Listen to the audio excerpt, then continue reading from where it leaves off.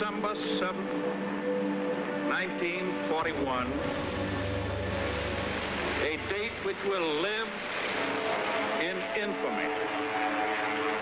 United States of America. Now, 60 years later.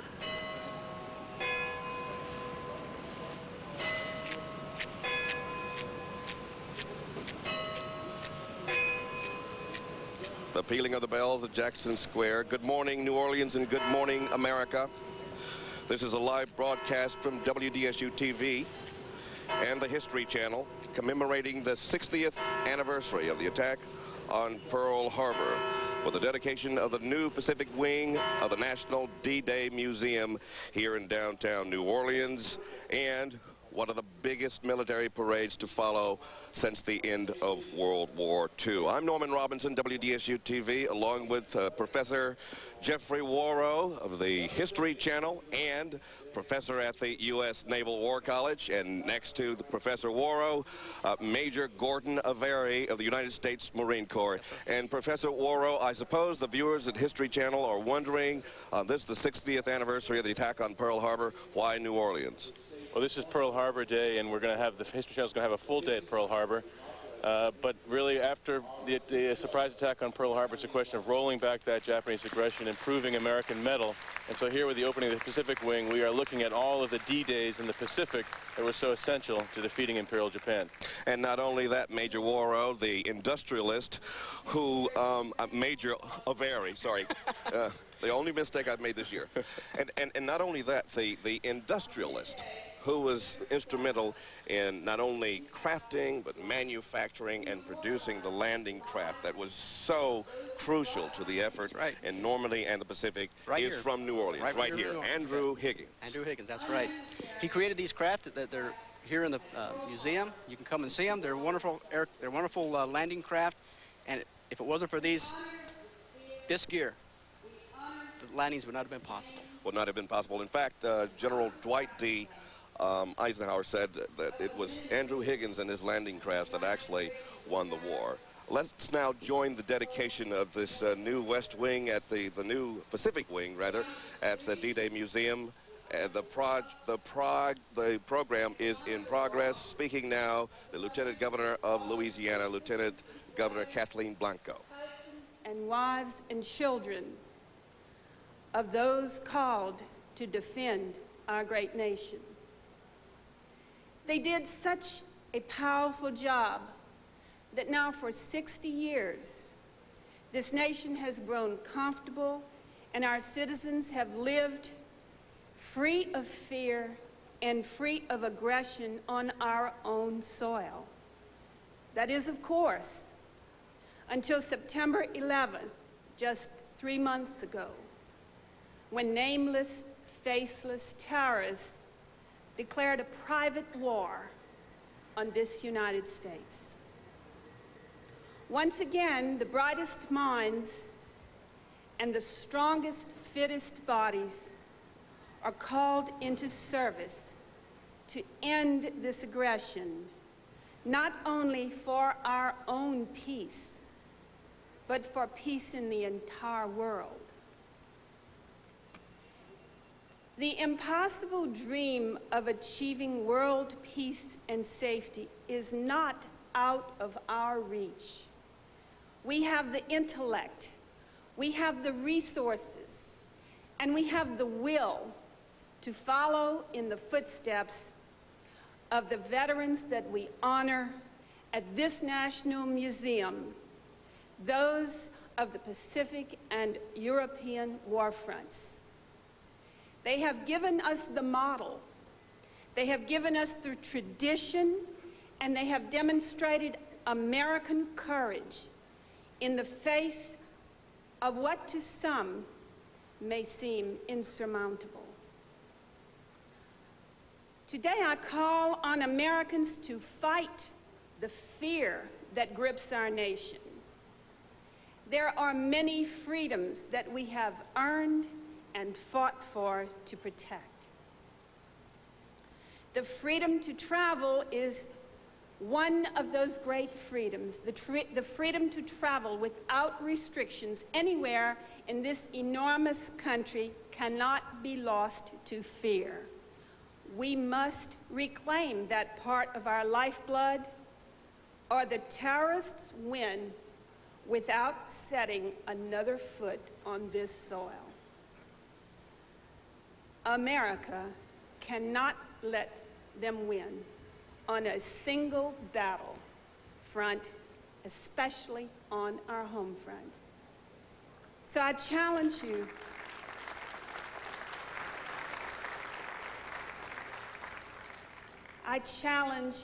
American citizens to take hold of this fear and put it aside and walk free and travel free, because we can win. Louisiana is especially proud today. We are proud of this University of New Orleans. Leading this academic charge, we are proud of our great historians, especially Stephen Ambrose, one of our favorite sons. We are proud that Andrew Higgins gave so much to the war effort, and all of the people who worked with him. Today is a very proud Louisiana Day. We are proud to make such a fine mark on American history. Thank you.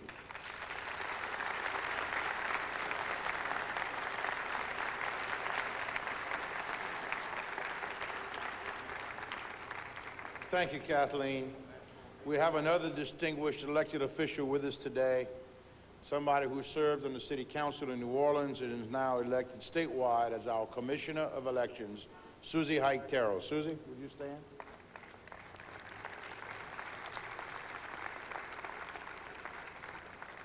The University of New Orleans has been instrumental in the establishment of this museum. UNO's veterans will brilliant continue leadership in a moment. The National D-Day Museum salute to World War II veterans will continue in just a moment.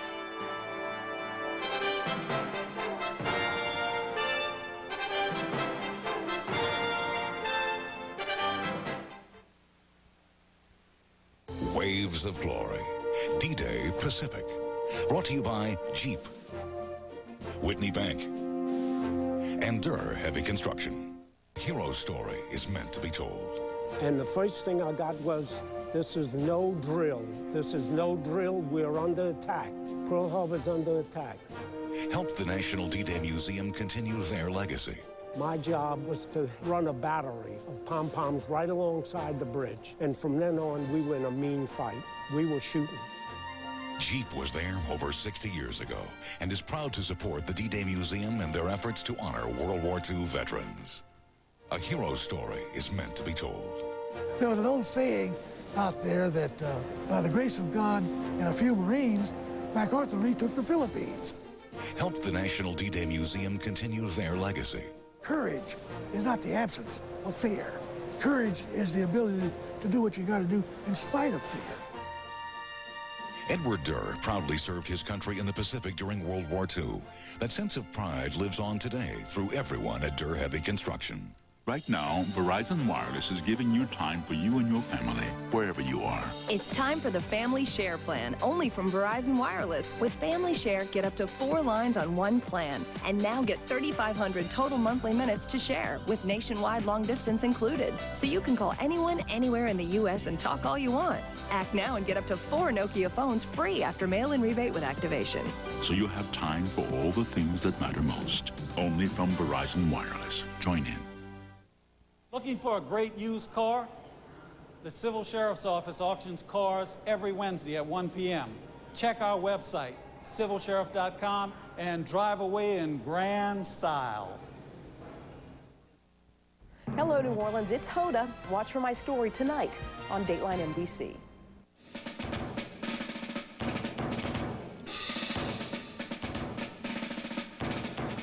Welcome back to our continuing coverage of the National D-Day Museum. Salute to World War II veterans, specifically on this day, the 60th anniversary of the attack on Pearl Harbor, saluting those veterans, those men and women who participated in the Pacific battles against Japan. This is a live broadcast brought to you by WDSU in New Orleans and the History Channel. With me is Professor Jeffrey Warrow of the History Channel and professor at the U.S. Naval War College. Alongside Professor Warrow, also Major Gordon Averi of the United States Marine Corps. We will join in progress once again the dedication ceremony of the new Pacific Wing here at the National D-Day Museum. He personally shot down 23 Japanese planes. Later, he destroyed 3 more enemy planes and led his squadron into action, shooting down 4 more Japanese fighters. He was recognized for his remarkable flying skill, inspiring leadership, and heroic fighting spirit.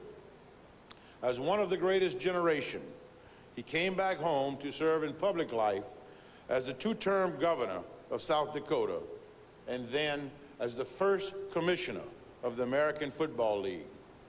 We are pleased to have him with us today to represent all of the unselfish and courageous veterans of World War II, and especially those who served in the Pacific Theater. Ladies and gentlemen, Mr. Foss.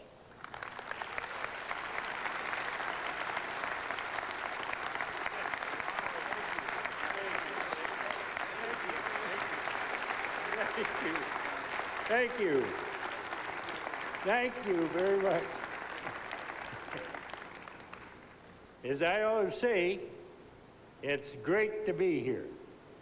In fact, it's great to be anywhere. You ever analyze that? You get up in the morning and find you're still around, you know it's going to be a great day. And this is no exception. I look at it every day. You know, I would just like to have the wives of the Medal of Honor recipients stand up here. My wife is sitting over there, and you know, stand up, you gals. You know,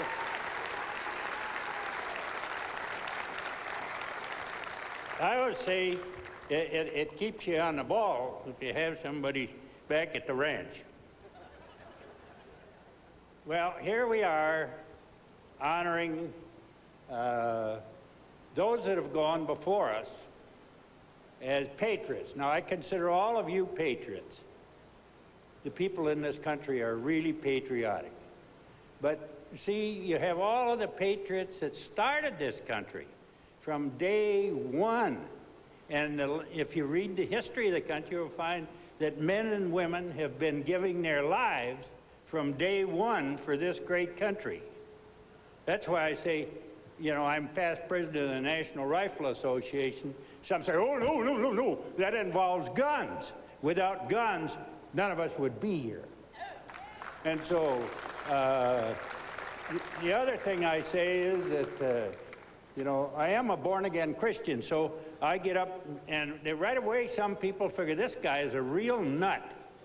But I'll leave that up to those that don't believe that stuff. And it's your way. It's a free country. You do as you like, and where can you have more freedom? Now, us old veterans that represent this, we're representing those young men that didn't make it, and women. See, I think of the kids that didn't, in our outfit, that didn't get back here. They were 17, 18, 19, 20. The oldest one of the whole pack was 22 years.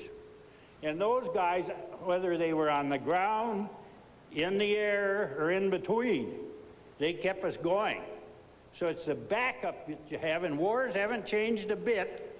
You gotta understand that wars are dangerous.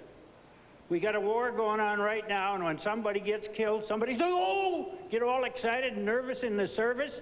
I'll tell you, as long as they're over there battling somebody that doesn't love you and wants to kill you, you're on tough, daily, working routine. And that's what those men and women that are over there today, so you want to pray for them every day, I'll tell you, that they can get through without any great problem.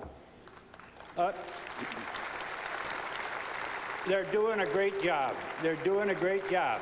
And the president and his cabinet and everybody tries. We get politics mixed into it every once in a while, and that's a dingbat thing to do, actually, while you're fighting a war. Get off your duff, fight the war, and get the politics later if you have to have them. God bless you all. It's great to be here, as I said. Have a great day.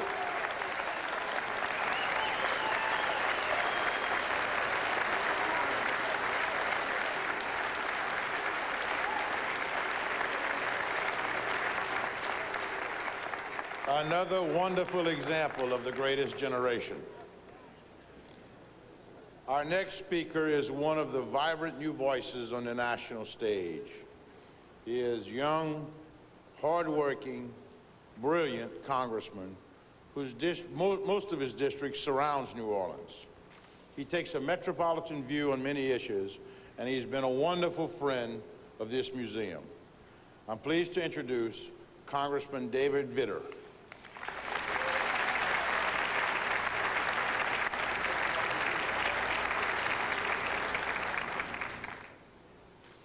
Thank you. First of all, I wanted to say, Joe, I'm not an old nut.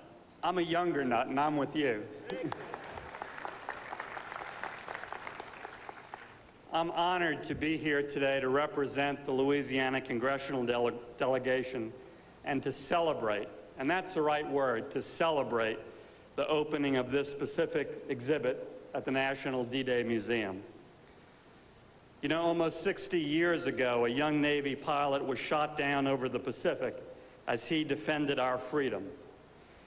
He didn't know at the time that he would lead our nation in the fight against tyranny, that his son would lead our nation in the fight against terror.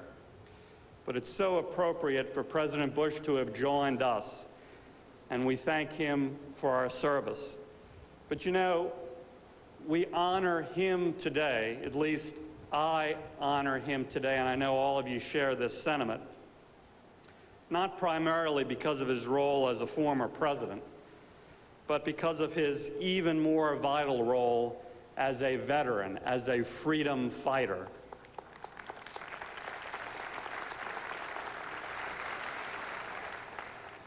And in that vein, we honor all of the Congressional Medal of Honor recipients and all of our veterans, our freedom fighters here today. They're what this day is all about, and we honor them.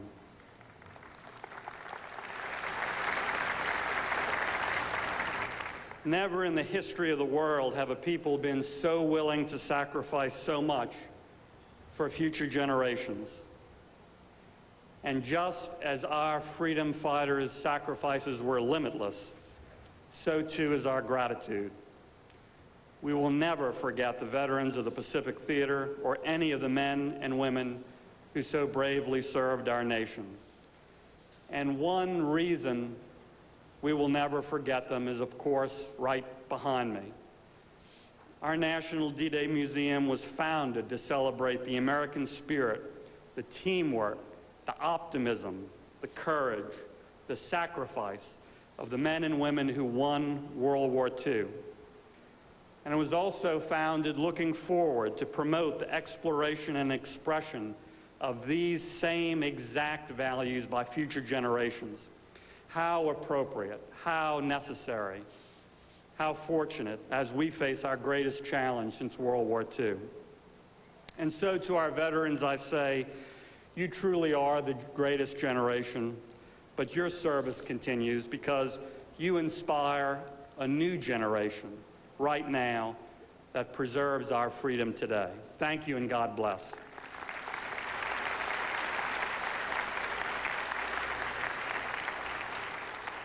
We really appreciate Congressman Vitter being with us today because, as most of you know, Congress is in session, still concluding the business of America.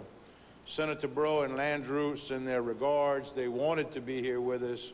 Senator Stevens, and in a way, two tremendous fans of the museum both of whom normally spend Pearl Harbor Day today in Honolulu, had agreed to come, but they both are stuck in Washington. Congressman Tozan and Jefferson also plan to be with us today, and again, because of the busy business of Washington, they were unable to join us. But let's all acknowledge all of the hard work and commitment they have had for the museum.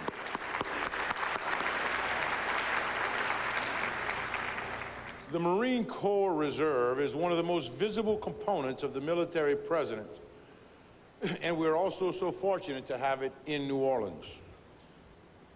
The leader of this gentleman, has done a masterful job of leading the military aspects of the museum grand opening events, and is with great respect that I introduce Lieutenant General Dennis McCarthy, Commander of the Marine Forces Reserve, headquartered here in New Orleans. General.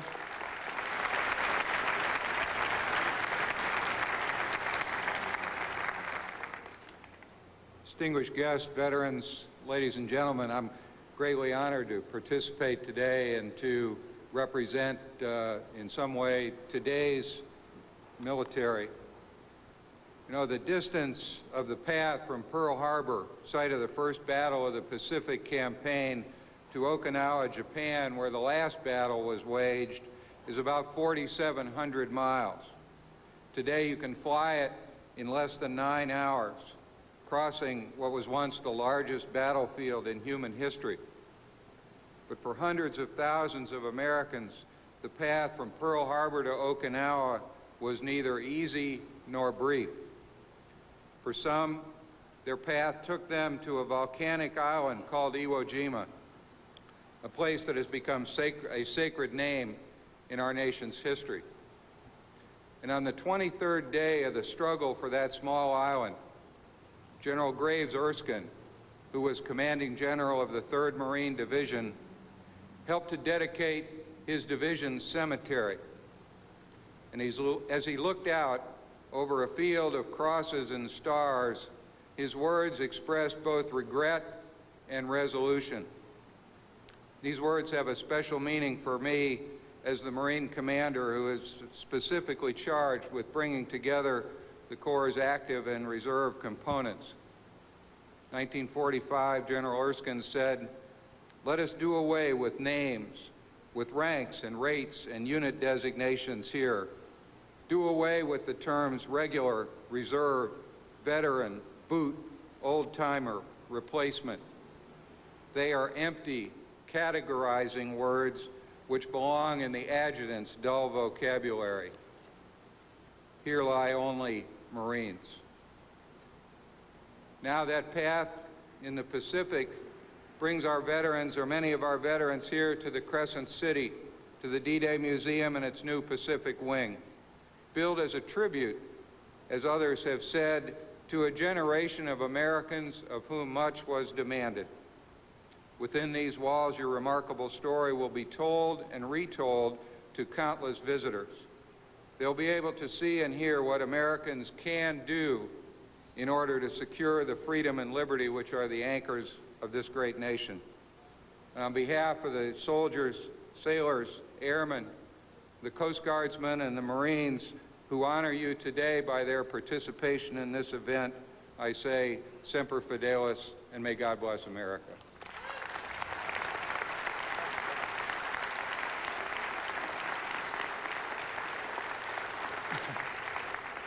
Thank you, General McCarthy. Our next speaker is a gentleman who has demonstrated his interest in and the dedication to our nation's history by helping document it in dramatic style. His role in Saving Private Ryan gave us a riveting look at the life of citizen soldier. And the most recent production, based on Steve Ambrose's book, Band of Brothers, brought to life the day-to-day experience of Easy Company during the toughest days of the European campaign. His work, his personality, and his passion for this period of our nation's history all reflect his commitment to telling the story realistically and in the most appealing way. It is my pleasure for all of us to welcome Mr. Tom Hanks, one of the best friends of the D-Day Museum. Tom?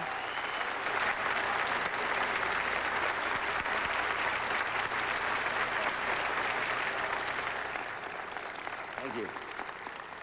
Thank you.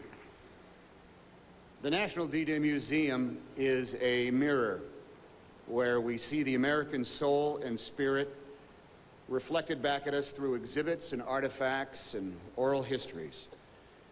On permanent display here is the fortitude which has proven indomitable throughout the life of our nation, never more than through the campaigns and sacrifices of Americans at home and abroad during the Second World War, when our citizens fought against tyranny and terror on two sides of the planet. Many of these Americans, heroes each in their own way, are here for this event. And there is no hyperbole in saying that generations of human beings all around the world have enjoyed the blessings of freedom because of what they did in Europe and in the Pacific during their youthful years. Today, with our world engaged in a new conflict against a different kind of enemy, Americans are again showing their soul and spirit, their resolve and dedication to maintaining freedom for all people everywhere in the world. Analogies between the events of December 7th, 1941 and September 11th, 2001 are many. The parallels are poignant. The resolve in our souls is the same. As stated with truthful authority by President Franklin Delano Roosevelt 60 years ago tomorrow, as our nation embarked on the greatest endeavor of the 20th century. And I quote, "Always will we remember the character of the onslaught against us. No matter how long it may take us to overcome this premeditated invasion, the American people, in their righteous might, will win through to absolute victory. With confidence in our armed forces, with unbounded determination of our people, we will gain the inevitable triumph, so help us God." Unquote. The National D-Day Museum, in its new Pacific exhibit, it mirrors the courage and sacrifice, the teamwork, the optimism, and the very souls of the men and women who won World War II. And it will forever provide a place where the values of a modern world are judged by a powerful, even spiritual reflection. Thank you.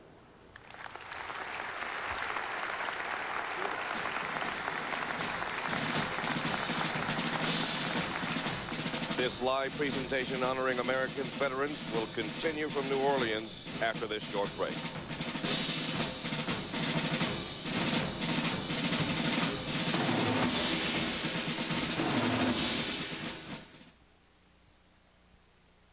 The next Judge Judy Hour. They sold him a junker. You owe him $300 for the car. Then they took it back. He broke the agreement that we had. They came and stole the car. Are they highway robbers or rightful owners? Judge Judy. Then on the Judge Judy Hour. They're pulling my hair and pushing me. The class reunion that became a rampage. I broke my own hand on the side of his head. What dark secrets hide? It actually all started in high school. Behind a battle 10 years in the making. Next Judge Judy. The Judge Judy Hour. Today at 4 on News Channel 6. And I volunteered because it's my country. So did all my other friends. This is our country, so we volunteered to go to war. A hero's story is meant to be told. The war happened to be against Japan, the country of my parents, but that is how life is. Help the National D-Day Museum continue their legacy. Let us never forget. Whitney Bank is proud to support the opening of the Pacific Wing of the National D-Day Museum and salutes the courage of our soldiers, both past and present. I'm very proud of my country. A hero's story is meant to be told. Help the National D-Day Museum continue their legacy. We won Leyte, and our unit was there to more or less build a hospital. But before we could begin to build a hospital, so many American soldiers had been killed until we couldn't bury them all at once. So just reburying those men was an awesome task. Jeep was there over 60 years ago and is proud to support the D-Day Museum and their efforts to honor World War II veterans. New Orleanians, Jeffersonians, lend me your ear. The season comes early this year, and I ain't talking about Santa Claus. I'm talking about bogeys, baby! The inaugural game of the New Orleans Bowl is near. Over there, December 18th. Get in on the action as the North Texas Mean Green take on the Colorado State Rams in the inaugural New Orleans Bowl. Call Ticketmaster at 504-522-5555 or visit Ticketmaster.com for your tickets today. The New Orleans Bowl is near! Well, more than 600 World War II veterans from the Pacific Theater are about to be honored as they roll through the streets of New Orleans and in front of the National D-Day Museum here in New Orleans. I'm Norman Robinson from WDSU-TV, along with Jeffrey Warrow of the History Channel and professor at the U.S. Naval War College, also along with Major Gordon O'Veary, who's here, who are here to sort of walk us through this historic occasion. And of course, this was the largest war effort, World War II, the largest war effort in the history of our country. Oh yeah, and people may wonder, why are we in New Orleans on Pearl Harbor Day? Again, this is an all-day event. History Channel is going to switch from here to Pearl Harbor, where we're going to continue the day. I think an interesting point that General McCarthy just made before Tom Hanks talked about 4,700 miles from Pearl Harbor to Okinawa, and then it's another 2,000 out to the continental United States. And this was just a vast, he talked about the biggest battlefield in the history of warfare, and it most certainly was. And this is anybody who comes to New Orleans or make a special trip to New Orleans to see this D-Day Museum and see this new Pacific Wing, you can walk through these battlefields one after another from Guadalcanal to Okinawa. That's right. And you can see the heroism and sacrifice that were demanded to take each of these heavily fortified island atolls from the Japanese. And of course the whole country came together, Major O'Veary, to sort of participate and repel the attack by the Japanese and the Germans. In fact, I had one officer tell me that the reserves were called up, and once you activate the reserves, you activate the will of the country. Well, it was total war, and it was a battle of wills. The American will against the Japanese will, there's no doubt about it. And when you commit reserves, that is the will of the people. And I think it's interesting to note, and I need to make a point here, that 80% of the Marines that fought in the Pacific War were reserves. 3 of the 6 flag raisers on Iwo Jima were reserves. I want to reemphasize what General McCarthy said. The reserves are part of this nation. They are the nation in action. Yeah, the strength of the Marine Corps in 1941 was 20,000. That's right. By 1945 it was 500,000. Half so a these million. were average Joes who were drafted in or came out of reserves and fought and bore the brunt of the war. That's exactly correct. And of course, the Marines were practicing this thing called amphibious landings. That was strange to the world and to the American military at the time. The United States They Army turned out to be fortuitous. That's right. The United States Army was concentrating on those big land battles. The Marine Corps was working on amphibious warfare and getting the concepts together. When the Pacific War came out, it unfolded exactly as Marine planners had seen it. You know, in the 1920s, during the economic slump, President Hoover actually wanted to abolish the United States Marine Corps on the grounds that it was unnecessary, that they were just like Army troops, so why even have a Marine Corps? And then one of your great heroes, General John Lejeune, that's right, came up with the idea of amphibious warfare as a unique capability that the Marine Corps could bring to the table. And, you know, the first employment of it was the Second World War in the Pacific. Well, that's correct. Up until then, we were out in brigades. Yep. Well, gentlemen, you're watching a live broadcast from WDSU and the History Channel. We're at the dedication of the Pacific Wing of the National D-Day Museum here in New Orleans, and now we're about to hear from one of the founders, noted author and historian, Dr. Stephen Ambrose. Thank you all very much. It was the worst war that ever was. World War II in Europe involved more people, but it lacked the ferocity and hatred that characterized the Second World War in the Pacific. Whether it was Japanese-Chinese, or Japanese-Russian, or Japanese-Filipino, or Japanese-Indonesians, or Japanese-British, or Japanese-Korean, or Japanese and Vietnamese, the extent of the mutual hatred was so great as to be higher than the highest mountain and deeper than the deepest part of the sea. Highest and deepest of all was the hatred of the Japanese for the Americans and by the Americans for the Japanese. It started in the 19th century, and from 1941 to 1945 was fed by the governments. Although the propaganda put out by Tokyo and Washington was vile It was believed throughout the two nations. The men at the top, in command, embraced it. So did nearly everyone else, but none with the furor of the infantry. The men on the front lines, whether the U.S. Army or the U.S. Marines or the Japanese Army, were remarkably young. They carried in their packs a heavy burden of racism.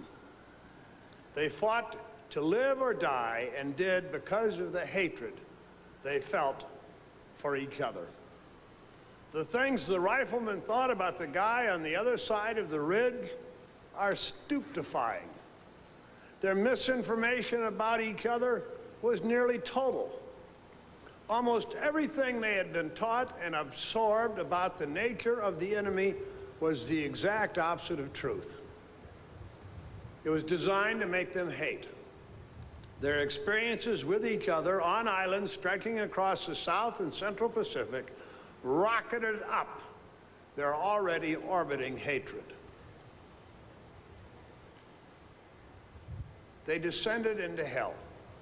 They fought in many different terrains and different climates and different geography, but every place that Americans and Japanese came against each other can be accurately described, and was by the men who were there, as hell. And they were not in hell as visitors. They were there as participants. To this depth had the burden of racial hatred carried them. Yet it also made them into superb soldiers. Whether they were fighting from above or below the ground, they met the first criteria used to measure a combat unit's performance: getting the most out of the expenditure by using what you have the most of. For the Japanese, that was their men's willingness, nay, eagerness to die. For the Americans, it was firepower and maneuver.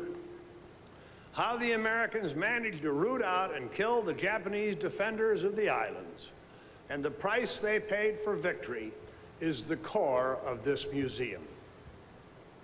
World War II continues to fascinate people everywhere because it was so stupendous, because everyone's life changed due to the result, because it was total. Total war in the 20th century involved everyone and everything.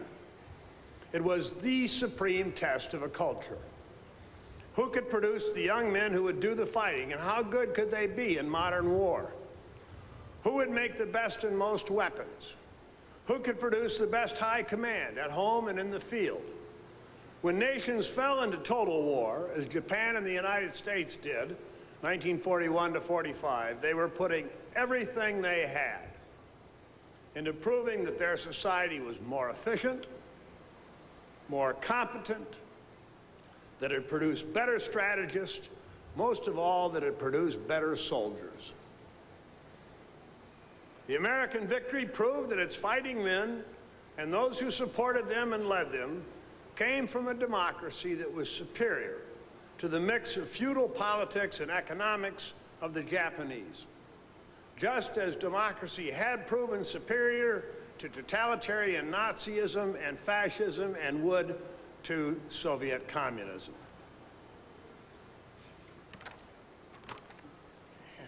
I'm hurrying up because the parade is going to start. If you want to hear the whole thing, you got to come and get into one of my classes.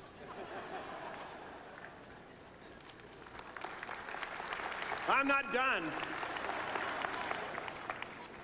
Americans made many mistakes in the course of the Second World War. Above all else, racism at home. And its manifestation in the complete segregation in the armed forces and throughout much of the country, including the nation's capital. On the West Coast, Japanese Americans were rounded up and sent to camp like so many cattle. War required sacrifice, but the American government demanded of the American people only the smallest sacrifice possible, while the Japanese government demanded the most extreme sacrifice of all its people. But it was the Americans who mobilized and produced a stupendous amount of the latest war material, while the Japanese, despite an abundance of slave labor scattered throughout Asia, were never able to produce enough or to improve their weapons. America was fighting against the world's two greatest racists of all time, Adolf Hitler and the Japanese emperor and his government, with an army that was segregated, and from a society in which African Americans were always being degraded by whites. Despite these and many other sins, misjudgments, and mistakes, despite the rage the Americans felt toward the enemy, the American cause in the Pacific War, as in Europe, was to liberate. The Japanese cause was to conquer and enslave. The difference between the two sides showed not so much in how they fought, which sometimes could be similar, as in what they fought for. The Americans had been taught the difference between right and wrong. The Japanese had been taught that whatever Japan did was right. All those who opposed Japan were wrong. The Americans were the children of democracy. They knew that the American civilians' right to speak as they please, live where they please, came from their democratic system. They knew from their own experiences between 1939 and December 7, 41, how contentious a democracy can be, even when the debate is about the most critical issue of the 20th century. Should America get into this war or not? Then came Pearl Harbor. Its aftermath showed these young men that when the people speak with one voice, the government listens to the voice of the people. No one in authority in Japan ever heard the voice of the people. No one in Japan had ever voted in a meaningful election. While in November 1944, at the height of the war around the world, the Americans had an election. The men in the armed forces around the world got to vote by absentee ballot. If they and the people so chose, they could replace Franklin D. Roosevelt as their leader. Overwhelmingly, they picked Roosevelt. But what stands out even more is they got to vote on who their commander-in-chief was going to be. Or they did if they were 21 years old. Many of them, sometimes most, were not old enough to vote. Shortly after this worst war that ever was over, the two sides that hated each other the most became close friends. Less than 5 years after the Battle of Okinawa, and an even shorter time after Hiroshima, the United States was fighting a major war in Korea in defense of Japan, with Japan as the staging area for an immense force. America and Japan had become allies and would soon be major trading partners. They admired at least some parts of the other nation's customs and creations. Friendships were born, even among former combatants. And Japan was on its way to granting full rights to women within a democratic state and getting rich in the process. Many things were involved in this extraordinary transformation, but first among them, paradoxically, was the atomic bomb. Thank you.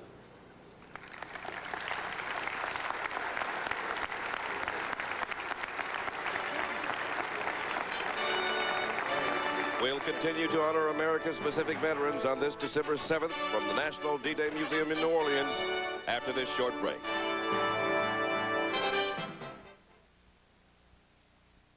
The New Orleans Channel.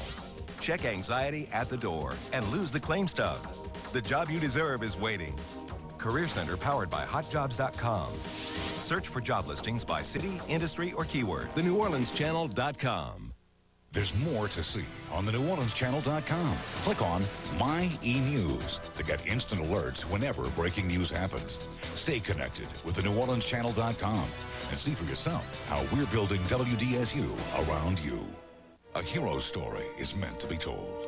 There was an old saying out there that by the grace of God and a few Marines, MacArthur retook the Philippines.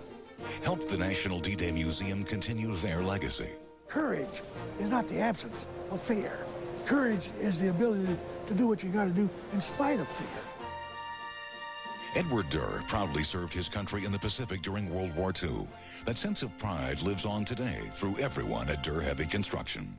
It's our biggest sale of the year, America's best year-end clearance sale. Right now, get 2 pairs of designer glasses with lenses for just $79.99, and that includes a complete doctor's eye exam. Hundreds of great names to choose from, like Lauren Hutton, Diane von Furstenberg, London Fog, and more while they last. You'll find huge savings on 2 pairs of designer eyeglasses with lenses and a complete doctor's eye exam for just $79.99. Hurry to America's best year-end clearance sale now for the best selection. Call 1-800-2-PAIR today. Hurry, sale ends soon. Mom says there's no money for college. Then do what I did. I took the medical assisting course at Bryman. Yeah, but how long did it take?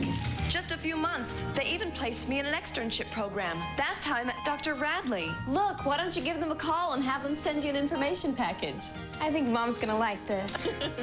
Call 1-800-722-7337. That's 1-800-722-7337. Call now.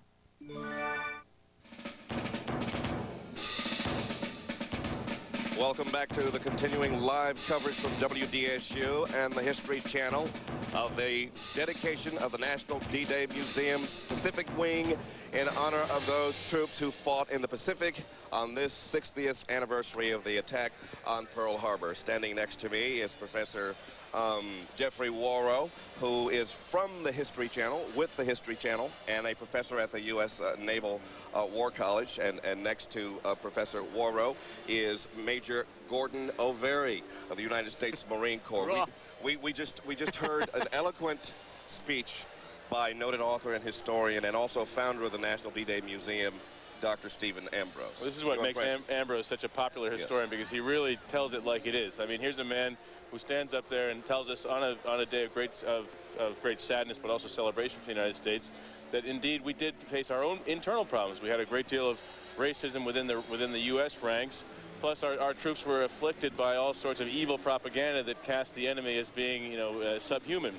But then Ambrose makes the point that overall, the United States was far better in this regard than our enemies, who brutalized their conquered populations, treated their own people badly, whereas the United States held elections, as he points out, in the midst of the war, and let the people vote on their commander-in-chief. Yeah. So Ambrose he gives a very balanced picture, and I thought that was an excellent introduction. As we listen to the music from the 40s, music that most of the troops were serenaded with during the war, we are reminded that this is a change for America. This is a dynamic shift. A crucible that's taking place for the country, Major. That's right.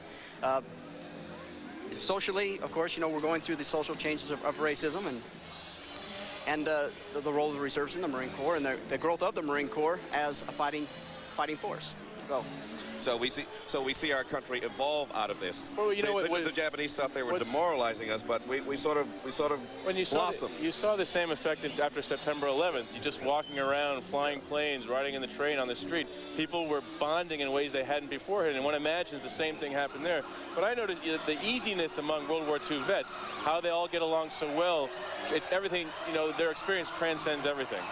The sirens that you hear are ballyhooing the start of the parade, the military parade that's going to pass in review here as part of the observation of the dedication of the Pacific Wing and also the observation of the anniversary of the attack on Pearl Harbor. And Major O'Veary, your unit in Marine Corps took the lead on setting this parade. Sure did. Give us an overview of what we're going to see. Okay, what we're going to see today, Norm, is we're going to see Joint Service Color Guards, Marine Forces Reserve, Joint Color Guards from the Army. We're going to see marching units from those units. We're going to see 377 Logistics Command, Drum and Bagpipe Corps from Birmingham, Alabama, and we're going to see the U.S. Merchant Academy also represented here. Staggered throughout the parade, you're going to see the Medal of Honor winners and veterans from all the services. We anticipate today around 700 veterans from all the services, and it's just going to be a wonderful thing to see. These are the true gems of this parade. Well, tell us about the 11 Medal of Honor recipients who are going to be honored here today. Well, I think before we talk about the recipients themselves, we need to understand what the Medal of Honor is. The Medal of Honor is the highest award this nation offers to its soldiers, and it's held in high esteem. Eisenhower didn't get it. Patton didn't get it.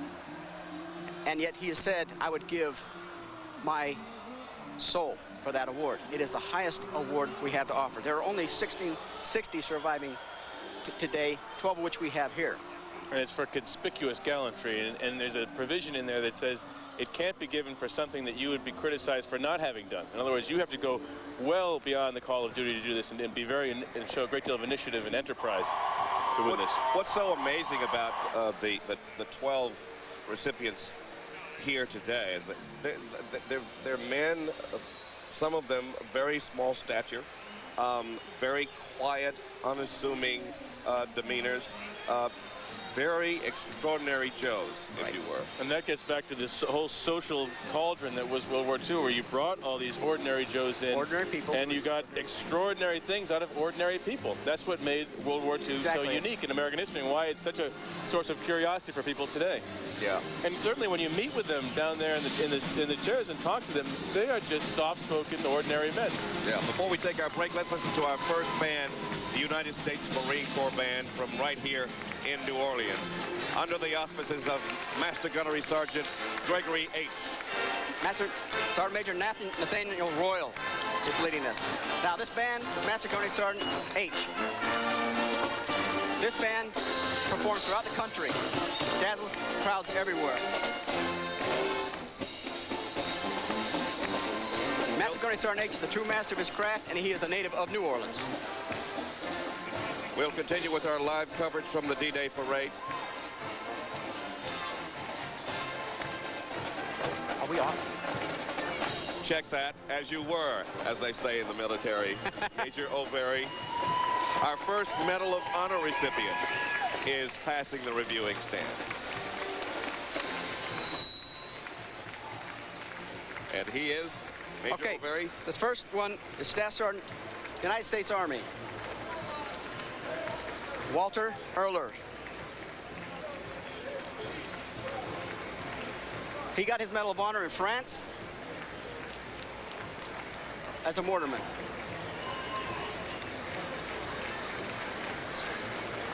And he was fighting against some of the most elite German troops at the time. These were the elite Waffen-SS troops that just simply wouldn't give up. So to show that kind of daring in the face of that resistance is almost superhuman.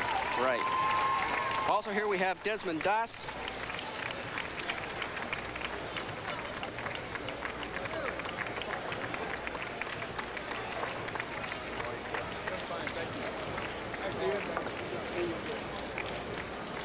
Desmond Doss was at Okinawa. This was the last D-Day of World War II. This was the last U.S. invasion of the Second World War. That's correct. But I don't see, is Doss, where is Doss? I think he's second. He's second right behind Colonel Robert Nett. You see him? He's sitting in the rear seat of the Jeep. Okay.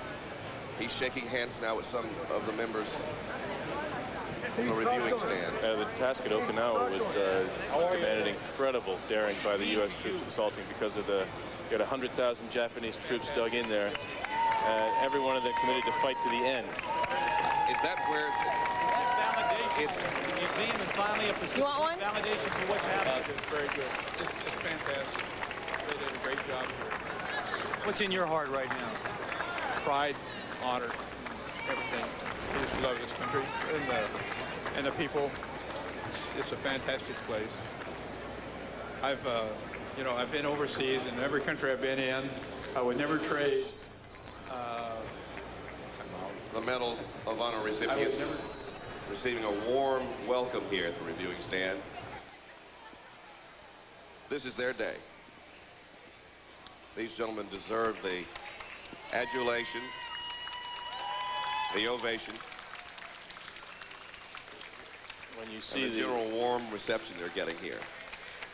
Now these vehicles are riding. These are Jeeps. These are the standard transportation. They made these in mass. I think over 600,000 of them were produced. 600,000 of these Jeeps made by Ford and Willis during the war. Say hello to Private First Class Desmond T. Doss. Again, the situation in Okinawa was so intense, and these men fought through the fiercest Japanese resistance of the war because they were getting so close to the home island. So. The Japanese knew that that was going to be a tremendous blow to lose that, and they understood that, which is why they incurred so many casualties. How many casualties did they wind up incurring at Okinawa? The Japanese? The Japanese. Well, it's, they had 100,000 defenders, and every single one of them perished. Fought to the death. Yeah.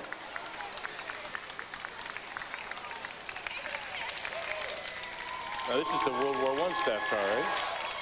The one that Blackjack Pershing drove in when he visited the U.S. Army in Louisiana.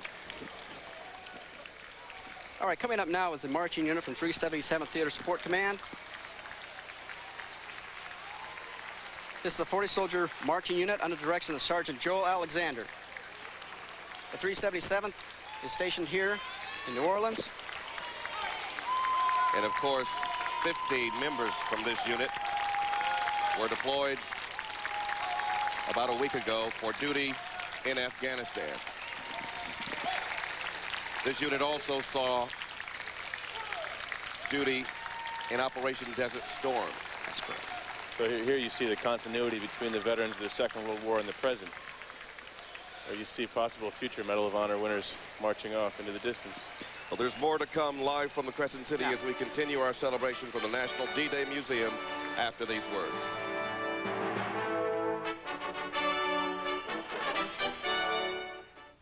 NBC Sunday at 7/6 Central, an all-new 2-hour event. The discovery of a prehistoric king. It didn't walk with dinosaurs. It ate them. You'll meet Super Grok. Then, all-new Law & Order Criminal Intent. Who killed one of the world's richest men? His servant, his son, his wife. Was she cheating? My husband and I had a very healthy sex life. You watched it happen. Super Grok, Law & Order Criminal Intent, and UC Undercover. All-new NBC Sunday starts 7/6 Central. I'm very proud of my country. A hero story is meant to be told.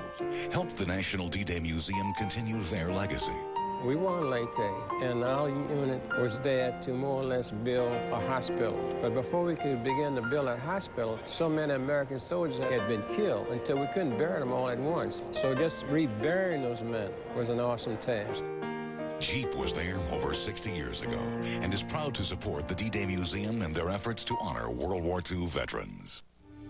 They come from all over the world to Tulane University Hospital and Clinic for the most advanced technology and the latest techniques from world-class doctors. I'm from Belize, Central America. I came to Tulane University Hospital for a kidney transplant. I wouldn't be here without my sister, Ruby. She was the perfect donor for me. I'm very, very thankful to both my sister and Tulane University Hospital and Clinic because without their help, I would not be here today. Tulane University Hospital and Clinic, world acclaim, local name, celebrating 25 years as your New Orleans hospital.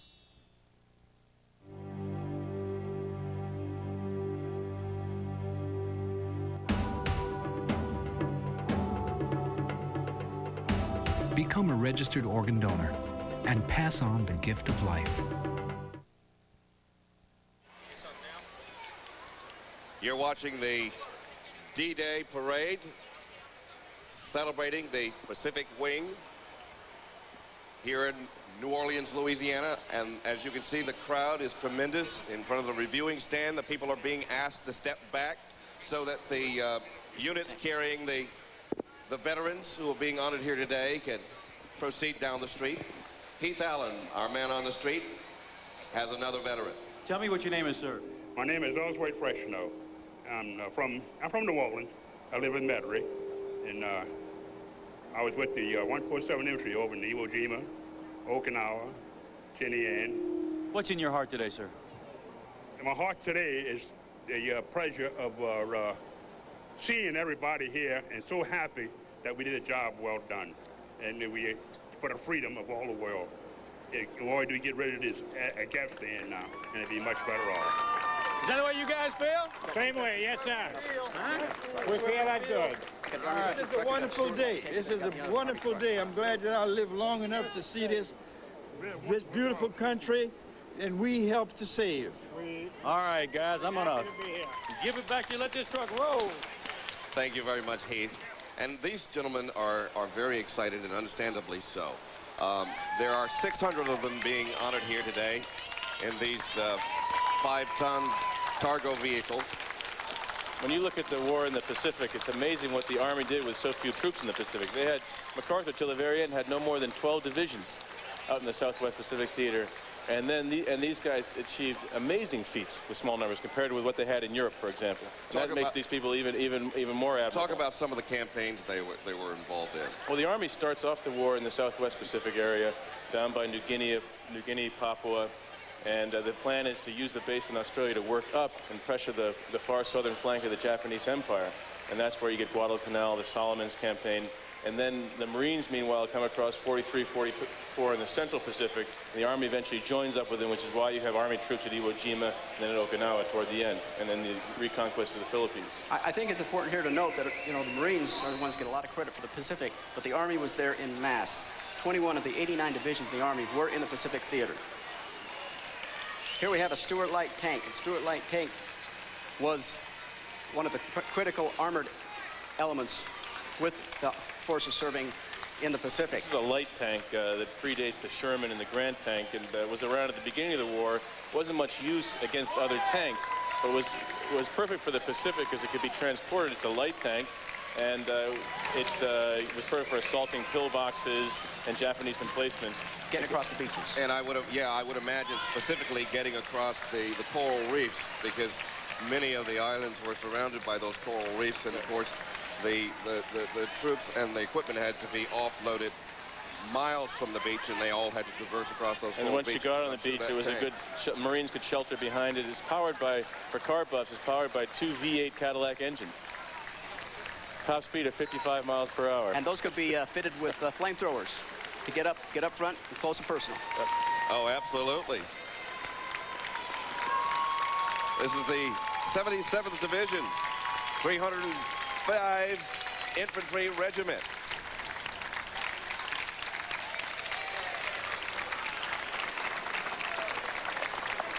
More Army veterans. And the Army had some really tough jobs down in the Pacific. They were fighting in tropical areas with 200 inches of rainfall every year, lots of tropical diseases, malaria, typhus, dengue fever. In some operations, the Army would have 75% of their casualties from disease. And behind this particular truck, you'll see some reenactors. These guys are actually doing this as a hobby. These reenactors are so special to these parades because they bring us back to the time and the period that these occurred. We didn't have the super weapons that we have now. Just to look at the weapons they were using, that Bryant automatic rifle there. This car here is the 1942 M1 Grand. This is for scouting and reconnaissance. You've got your machine guns on there to defend the car. It goes out in front of the troops, fixes the enemy positions, and tells where the infantry or armor should attack. How did these cars fare in the assault on the island? Well, the problem with many of these islands is they had very high water table, broken ground. They couldn't support heavy vehicles, heavy tanks, or even heavy artillery. So it depended on where you were attacking, whether you could use them. They were very useful in the New Guinea campaign where the Army was fighting, and less useful on some of those islands. Go ahead. You can see the space in the back. It was also used for carrying weapons, carrying ammunition forward, bringing casualties back. And you can see the weaponry on it. It had to fight its way wherever it went. It was a critical piece in the Pacific. And here you see the beginning of the changeover to mechanized warfare. You know, before the infantry had to slog along on foot, and here they're actually moving along in armored cars with 3/4-inch armor, so you're protecting the troops inside, and you're adding a great deal of mobility to the battlefield. Let's go to our correspondent, Heath Allen, who's down on the street with another up-close interview from one of our World War II veterans. Heath? Hey, look, tell me what your name is, sir, and where you're from. I'm from New Orleans. My name is Bill Carlini. What unit did you serve in, sir? 64th Engineers. Where were you? Guam. What are you feeling today? When you look at this sea of people, what are you thinking? It's unbelievable, I tell you. It's gives you that feeling, you know, that... Is it like validation? Do you feel like it's all been worth it? Oh, hell yeah. Huh? Hell yeah. It's been worth it. Yes, indeed.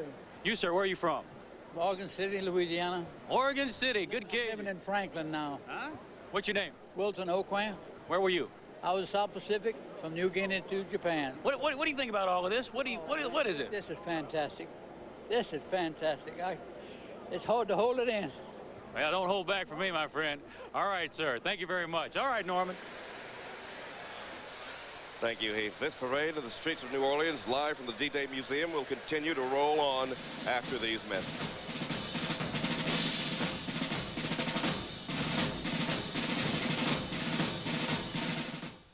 A hero story is meant to be told. And the first thing I got was, this is no drill. This is no drill. We're under attack. Pearl Harbor's under attack. Help the National D-Day Museum continue their legacy. My job was to run a battery of pom-poms right alongside the bridge. And from then on, we were in a mean fight. We were shooting. Jeep was there over 60 years ago and is proud to support the D-Day Museum and their efforts to honor World War II veterans. I volunteered because it's my country. So did all my other friends. This is our country, so we volunteered to go to war. A hero story is meant to be told. The war happened to be against Japan, the country of my parents, but that is how life is. Help the National D-Day Museum continue their legacy. Let us never forget. Whitney Bank is proud to support the opening of the Pacific Wing of the National D-Day Museum and salutes the courage of our soldiers, both past and present.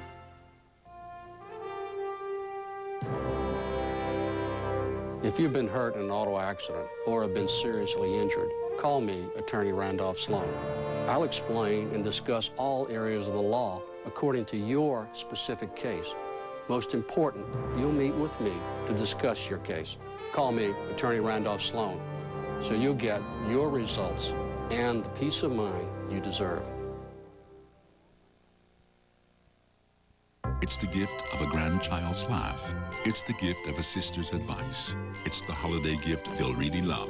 Time together, thanks to Verizon Wireless. Now get 3,500 total monthly minutes for just $35 monthly access on select digital plans. So you can call anyone, anywhere in the U.S. and talk all you want with nationwide long distance included. And get a free Nokia phone with activation after mail-in rebate. So give your loved ones the gift they really want. You. Verizon Wireless. Join in.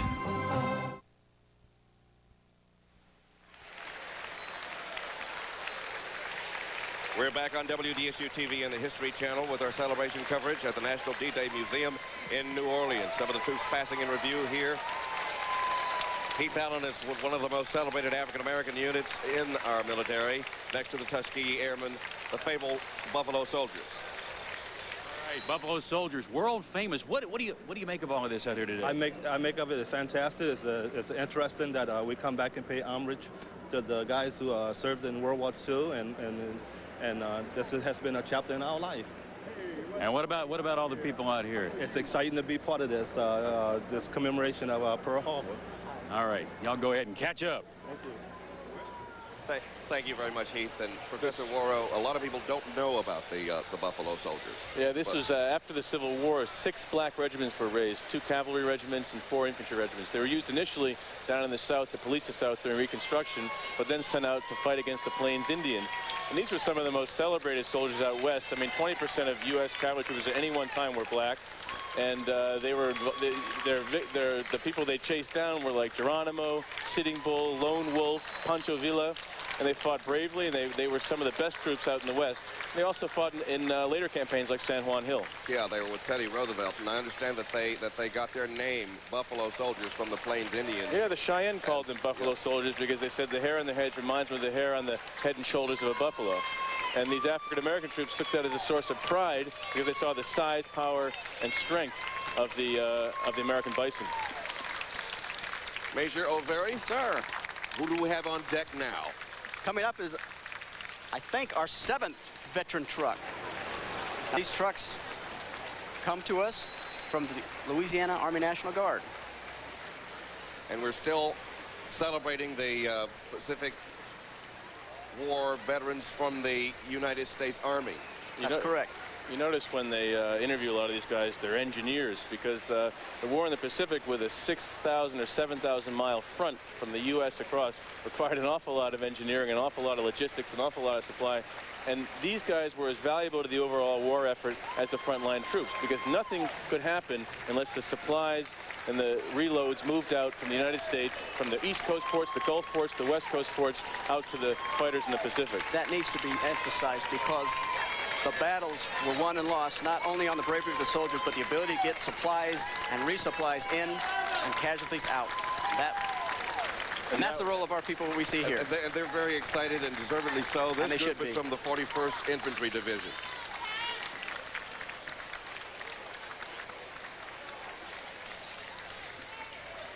Now here we see the Humvees. The Humvees are going to be carrying our disabled veterans who couldn't get up into the trucks. Now, of course, the Jeep we talked about earlier has been replaced by this Humvee, which has a wider axle length. Humvee, short for what, high mobility wheeled vehicle. That's correct. Introduced in the 1970s as a replacement for the Jeep and for the Dodge Carryall, for that matter. Right. I mean, this thing can go anywhere, drive anywhere. And it can haul all sorts of things. They can make them look like and do anything. And of course, they're very popular today. Arnold Schwarzenegger. Yeah. I want one of those. And I think the Army afford one. Army has 55,000 of them. Right. And you can see the cargo area is not so much different from the earlier armored cars. And you know, guys, earlier today, former President Bush himself, a veteran of World War II, a Navy pilot, had some words of encouragement to share with the audience here. 60 years ago, I remember where I was. I'm 77. I can't remember where I had breakfast yesterday. But I remember where I was 60 years ago, and I remember how the country came together.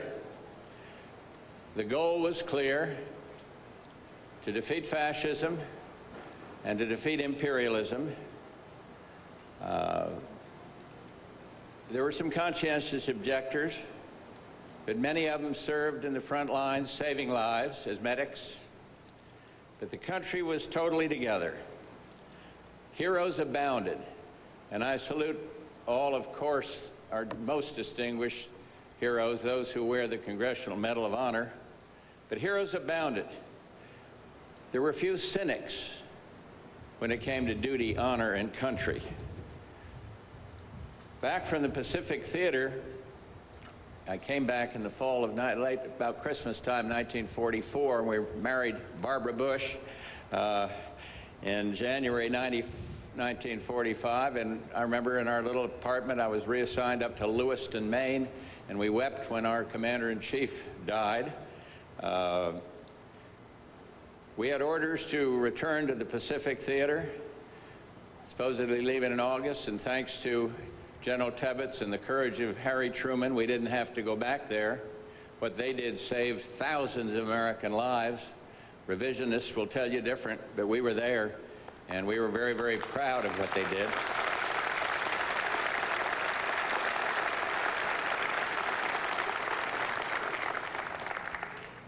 And so I was just one of thousands that was privileged and honored to serve. I want to thank Steve Ambrose for his vision.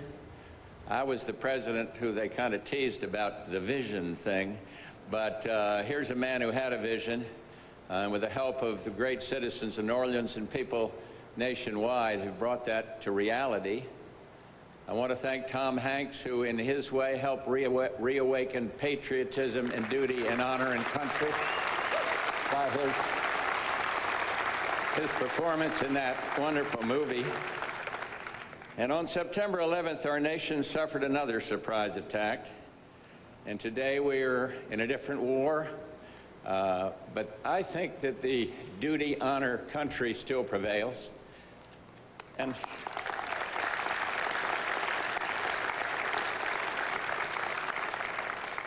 so we say today, remember Pearl Harbor, but I think we as a nation all say, remember September 11th, and we have a good, strong commander-in-chief. Thank you all very, very much. The salute to veterans of the National D-Day Museum here in New Orleans will continue following these messages.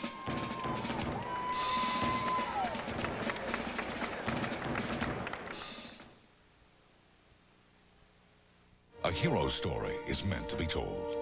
There was an old saying out there that by the grace of God and a few Marines, MacArthur retook the Philippines.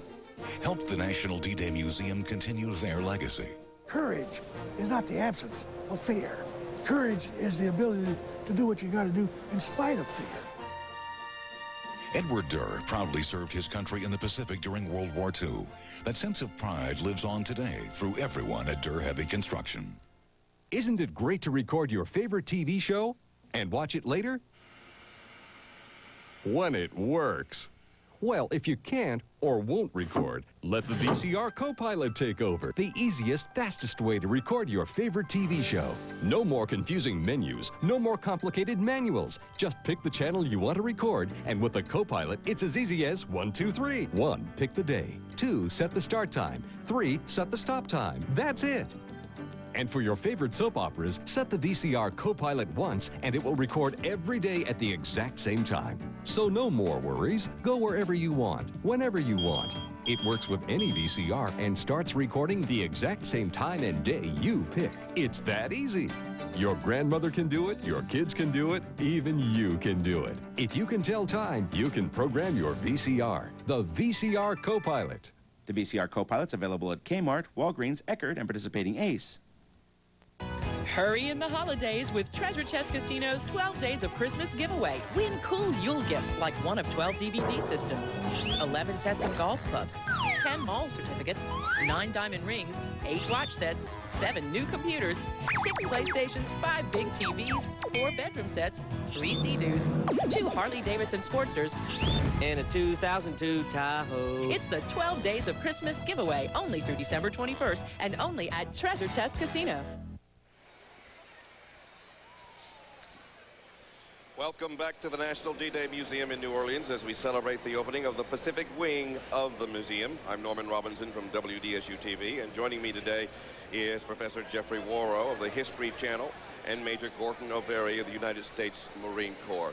This parade honors some 650 or more veterans who served in the Pacific during World War II in the battle against Japan, and among them being honored today by the people here at the D-Day Museum and the people of the city of New Orleans who have turned out en masse to say hello and thank you to all of them, are 12 recipients of the Medal of Honor, the Congressional Medal of Honor. And I think we have one of them now down on the street with our man on the scene, WDSU anchor Heath Allen. Heath?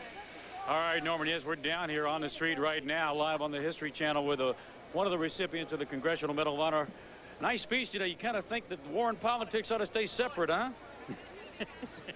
Well, see, I believe so strongly in the history of the United States. You see, the thing that a museum like this does is give the young people coming up an idea of what people have gone through, put their lives on the line in order to make all these nice things that we have available. How does this make you feel today? What are you feeling inside? I feel, 100%. I'm a patriot, been a patriot since I was knee-high to a bushel basket. And I just love the country. My folks taught me that way. Right's right, wrong's wrong, and I've lived by that ever since.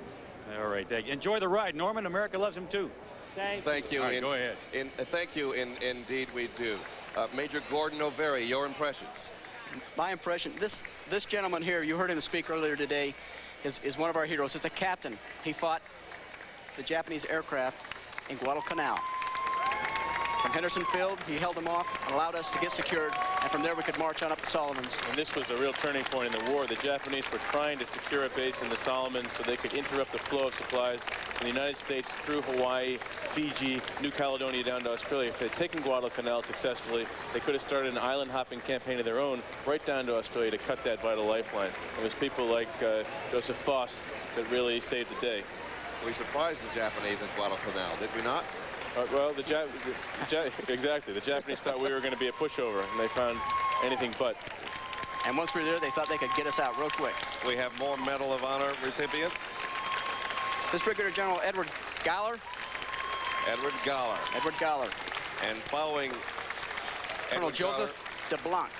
Now these guys were all in the Solomons campaign, and they were all involved in Guadalcanal or its aftermath in the fighting for the Solomons to prevent the Japanese from gaining a foothold there, but also to put us in a position to begin rolling up the Japanese Empire from the south. Here we have Colonel Mitchell Page, followed by Richard Earl Bush. Tell us about some of Mitchell Page's accomplishments. Well, Mitchell Page was the machine gunner. He was the one that kept on firing and kept on firing, the machine going out, kept on firing again. Page was in the Solomons, and this is an example where he had to repulse a Japanese attack. The Japanese had no word in their tactical manual for defense. So even when defending, they were always preparing these savage counterattacks. And Page is notable because he stepped in and rallied several platoons, all of which had taken massive casualties, and he pulled these platoons together and stopped this Japanese attack and stopped them overrunning U.S. lines. And Major O'Veary, our next Medal of Honor recipient. This is Arthur J. Jackson, Private United States Marine Corps, 3rd Battalion, 7th Marines, 1st Marine Division. And you know, all these men serving the Pacific remind us of why we're here today. This is Pearl Harbor Day. History Channel is going to spend the day out of Pearl Harbor. We're going to go there at 12:30 Eastern Time. But we're beginning here because this is where we really fought to roll back that aggression of December 7th, 1941, and we're honoring all those Pacific veterans. And of course, this is where the famous Higgins landing craft that was so instrumental in getting the troops from the ships to the beaches were manufactured and distributed. By the way, did we miss Richard Bush? He was in there with Page, wasn't he? Yes. We should talk a little bit about Bush. Right. I mean, Bush is another great World War II hero. He was serving in Okinawa, wasn't he? Yes, he served in Okinawa. He went up north and secured the area up north. He was with the 6th Marine Division. And Bush is another one of these absolutely unique individuals who saw a hand grenade rolling around in the midst of his squad, and he dove on top of it to absorb the blast and save his buddies. And it was funny, 3 or 4 of the guys today, that was what they received the medal for. That's right, absorbing blows of the hand grenades. And I think this requires superhuman courage. It does, right? and it highlights the selfless devotion that these people had, and what carried them through the dangers of that battle was love of their country, love of their friends, and love of their buddies. Now, my memory might fail me, but I think that's Bush coming into view as we speak now. No, this is the youngest. Harold Lucas. This is Lucas. Jack Harold Lucas. The youngest Medal of Honor recipient to receive a Congressional Medal of Honor since the Civil War. Can I read this citation? Go right ahead, and then we're going to toss to. Then we're going to toss to. Because this is a man who dove not on 1 hand grenade, but on 2 hand grenades. 2 hand grenades. While creeping through a treacherous, twisting ravine, which ran in close proximity to a fluid and uncertain front line on D-Day Plus, PSC Lucas and 3 other men were suddenly ambushed by a hostile patrol, which savagely attacked with rifle fire and grenades. Quick to act when the lives of the small group was endangered by 2 grenades,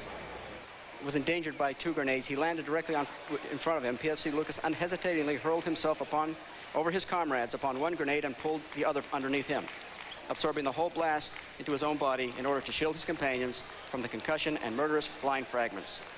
And as he has done all morning, Heath Allen now has Jack Harold Lucas. Yeah, well, I got to talk with Jack earlier last week. Jack's a friend of mine. How are you this morning? Doing fine. How are you, sir? I can't complain too loudly. Look, what does this make you feel like today? What's in your heart today, Jack? I feel like I had about 5 shots of Crown Royal. I'm just as high as I can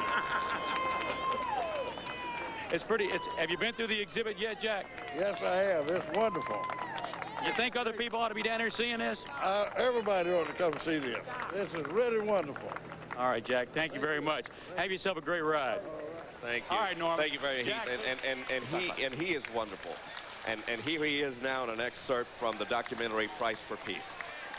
Now here we have Herschel Williams. Here I am. I'm facing Japs 3 or 4 foot away, and I can't fire anymore. But as I'm looking down at my rifle to see about trying to unjam this thing, I see grenades to my right. So I dove for them and covered them with my body, shoving the grenades into the volcanic ash to try to save the lives of the three buddies that are with me. And it blew me over my back. My guys left me, they thought I was dead. Another outfit moving up discovered me. They picked me up and they took me on back to this place where a lot of others were lying there on cots, wounded.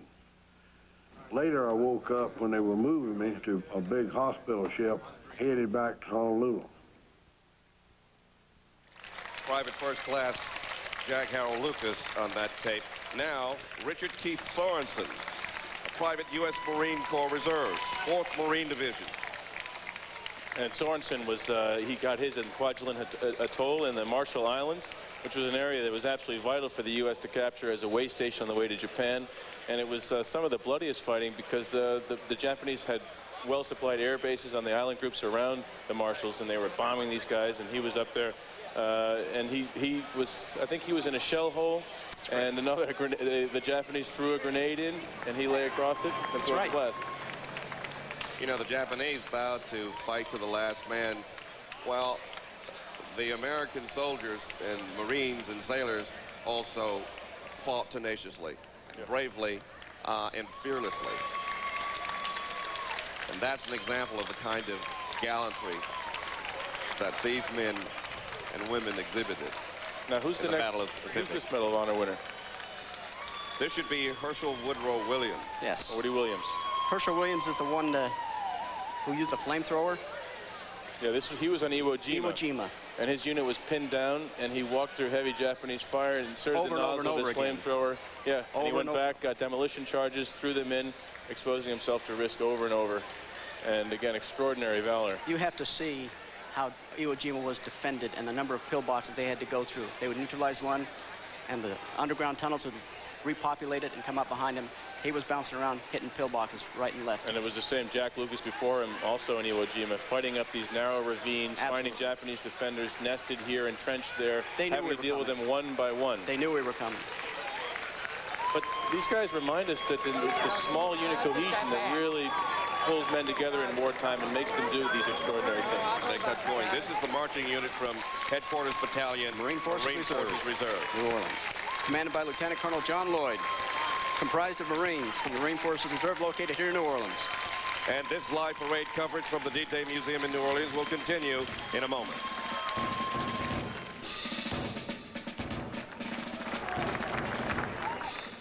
I'm very proud of my country. A hero story is meant to be told. Help the National D-Day Museum continue their legacy. We won Leyte, and our unit was there to more or less build a hospital. But before we could begin to build a hospital, so many American soldiers had been killed until we couldn't bury them all at once. So just reburying those men was an awesome task. Jeep was there over 60 years ago and is proud to support the D-Day Museum and their efforts to honor World War II veterans. Right now, Verizon Wireless is giving you time for you and your family, wherever you are. It's time for the Family Share plan, only from Verizon Wireless. With Family Share, get up to 4 lines on one plan. And now get 3,500 total monthly minutes to share, with nationwide long distance included. So you can call anyone, anywhere in the U.S. and talk all you want. Act now and get up to 4 Nokia phones free after mail-in rebate with activation. So you have time for all the things that matter most. Only from Verizon Wireless. Join in. At Check into Cash, we turn your check into cash instantly. What do you do when your cash is low and you need groceries? Check into Cash. What's Check into Cash? It's a remarkable place to get instant emergency cash for a flat fee. Check into Cash. Check into Cash. Anytime you have an unexpected expense and need a payday advance, Check into Cash can make it happen. You write us a personal check and you get the cash you need instantly. We'll hold your check up to 14 days. You can be in and out within minutes. My checking account's low. I can't get what we need. Go to Check into Cash. Check into Cash. People from all walks of life have discovered that Check into Cash offers a simple solution to one of life's most difficult situations. The next time you need quick cash, for whatever reason, go to Check into Cash. It's quick, easy, and confidential. Check into Cash.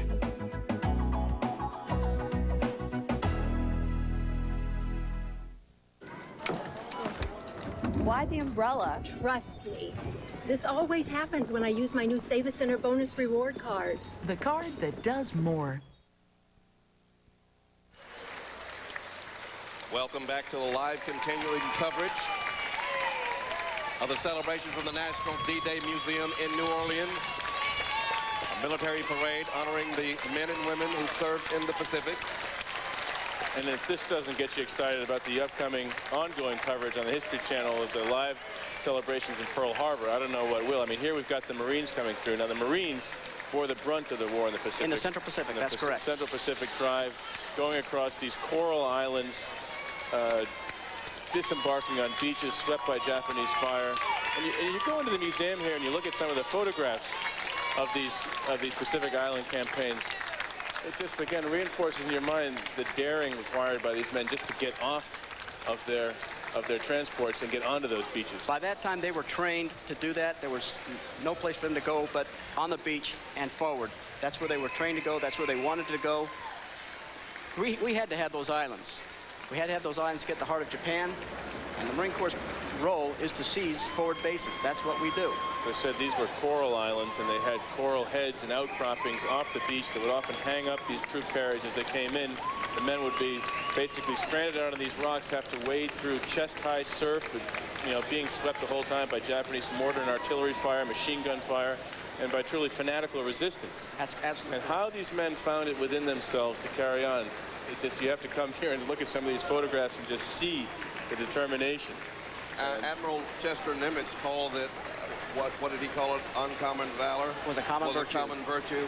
And that describes the effort and determination, the courage, the courage on the part of all of these men as they hit those beaches with a ferocious opposition from their Japanese enemy soldiers. And in spite of that, they persevered and moved ahead. I think one of the motivating factors is once you hit the beaches and you see how few make it, and then you see your buddies injured, then you become angry. And in the words of one Marine, he said, "When I got injured, I got mad, and on that day, I became a Marine."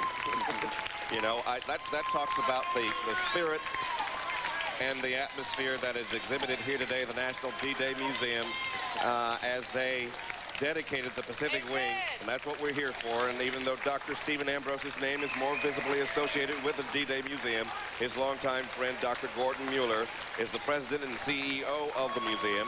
So we went right to the top to ask the president to give us a tour of the museum's newest exhibit.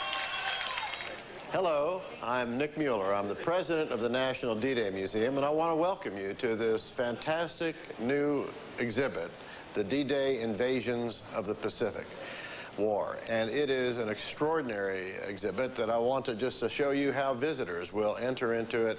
As they first come in, they're going to get this huge jungle experience of the soldiers coming across, the Marines coming across here in Guadalcanal. So immediately the visitor is drawn in. This is a different war from Europe.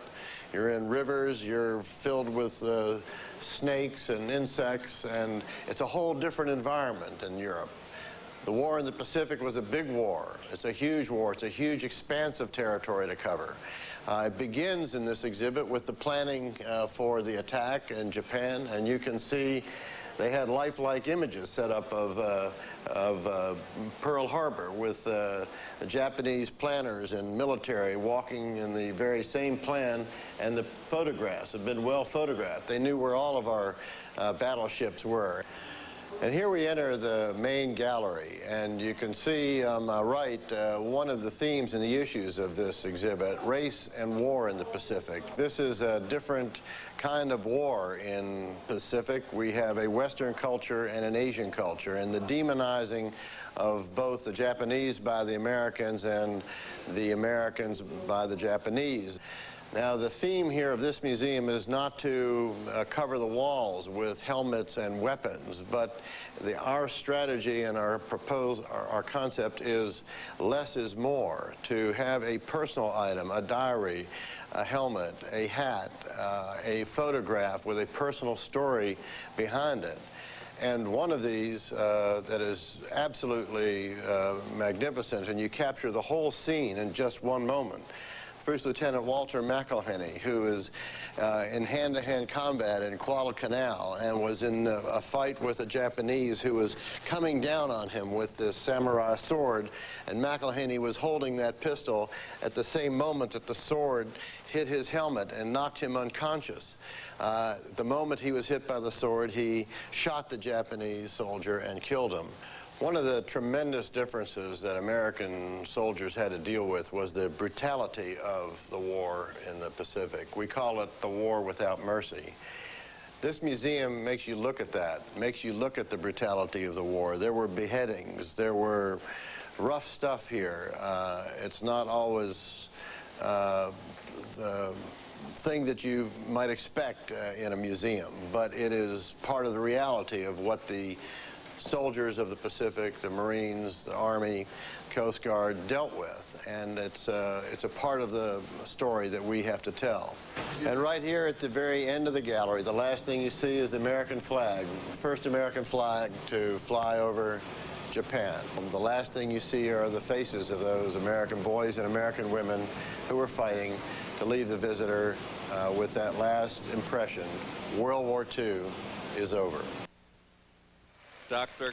Gordon Nick Mueller, President and CEO of the National D-Day Museum, talking about the museum's newest exhibit, the Pacific Wing, in honor of the men and women who saw battle in the Pacific against the Japanese in World War II. And of course, this is continuing coverage of the live military parade in honor of those men and women from the National D-Day Museum, brought to you by WDSU-TV and the History Channel. I am Norman Robinson from WDSU, along with Professor Jeffrey Warrow of the History Channel and the U.S. Navy War College. Also joined by Major Gordon O'Veary of the United States Marine Corps. And Professor Warrow, in many instances, we watched the parade and the troops roll by. The Japanese didn't know what we were doing. We had the advantage of knowing what they were doing. However, due to our code talkers, we were able to operate much of the time in secrecy. Yeah, what was the value of the code talkers, and what was it that made their language so difficult for the Japanese? Well, you know, code talkers, U.S. Marines, they're all part of the vocabulary of the Pacific War, and I want to remind our viewers that after New Orleans, we're moving live out to Pearl Harbor to cover the ongoing commemoration of Pearl Harbor Day out there on the 60th anniversary. Now, the code talkers were significant. The Marines cottoned onto this right away at the beginning of the war. They said, we need a way to transmit messages swiftly.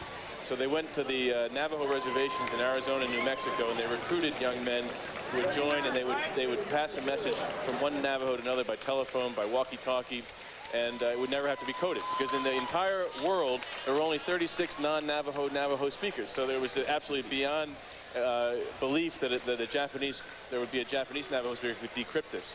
So they would basically just talk conversation to one another in the Navajo language. The guy on the other end would say, oh, that's the message, translated into English to his commanding officer, and the operation could be launched.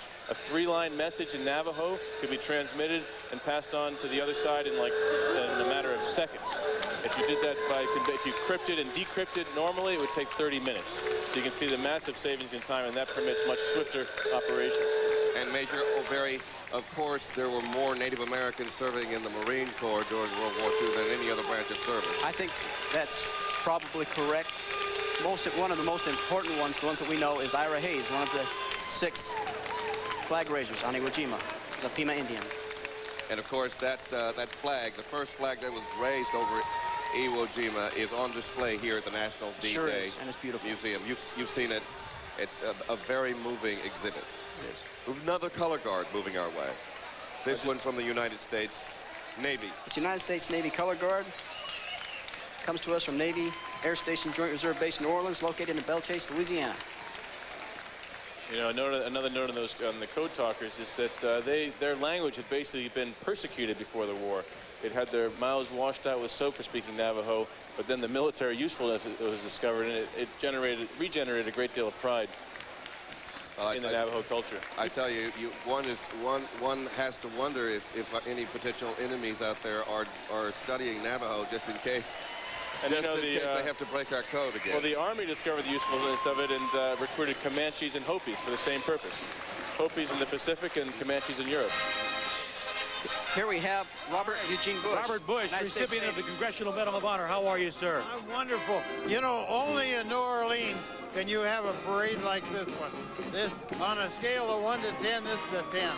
At least they're not throwing stuff at you this time, huh? Oh, this is wonderful. Just great. What's in your heart today? What does this do for you? My heart today tells me that it's the unity that I saw in Pearl Harbor 60 years ago and what I see in America today is exactly the same.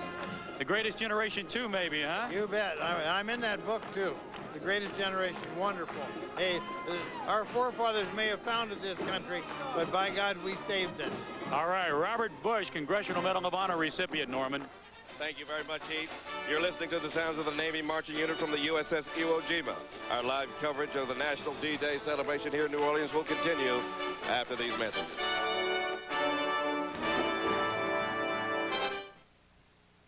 And I volunteered because this is my country. So did all my other friends. This is our country, so we volunteered to go to war. A hero story is meant to be told. The war happened to be against Japan, the country of my parents, but that is how life is.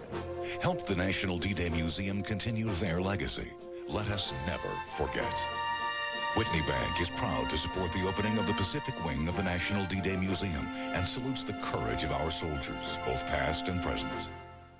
A hero story is meant to be told. And we arrived down at the base, and we came up from the base in jeeps and in carriers all the way up.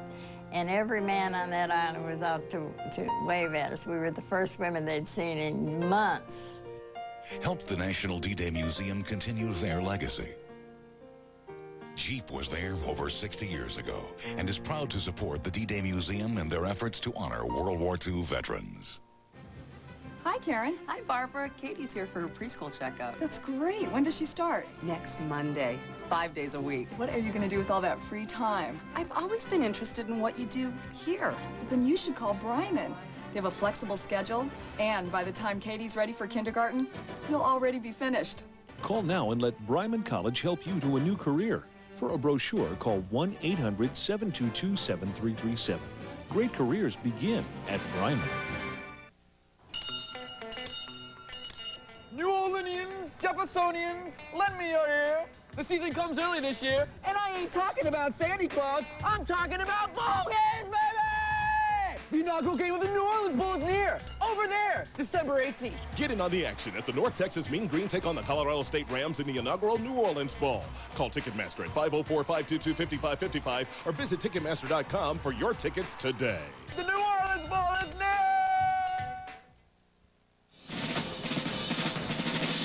Live coverage of the military parade from the National D-Day Museum here in New Orleans as we celebrate the contributions of those who fought in the Pacific in World War II, as we also commemorate the 60th anniversary of the attack by Japan on Pearl Harbor. We've seen the Marines, we've seen the Army, and now we are viewing the veterans from the United States Navy. And not long ago, we saw the crew who fought the greatest naval battle in the history of the war at Leyte. I'm joined by Professor Jeffrey Warrow from the History Channel and Major Gordon Overy from the United States Marine Corps. About that battle, that naval battle at Leyte, Professor. Leyte Gulf. Well, Leyte Gulf is really the end. The beginning is obviously Pearl Harbor. I want to remind viewers the History Channel is going live to Pearl Harbor after this to continue our 60th anniversary commemoration. Leyte Gulf in 1944, this is really the end for the Japanese Navy. They see that the U.S. is about to reconquer the Philippines. The U.S. has made landings in Mindanao and is going to retake the Philippines as a base for the eventual conquest of Japan. And so they sortie their entire navy to pounce on the U.S. fleet and the U.S. transports to try to cut the troops on the U.S. troops on the Philippines off from their sustaining transports. And the U.S. turns to meet them and defeats the Japanese Navy in this critical battle. I hear the sounds of planes. I think not long from now we're going to see our first flyover. F-18s.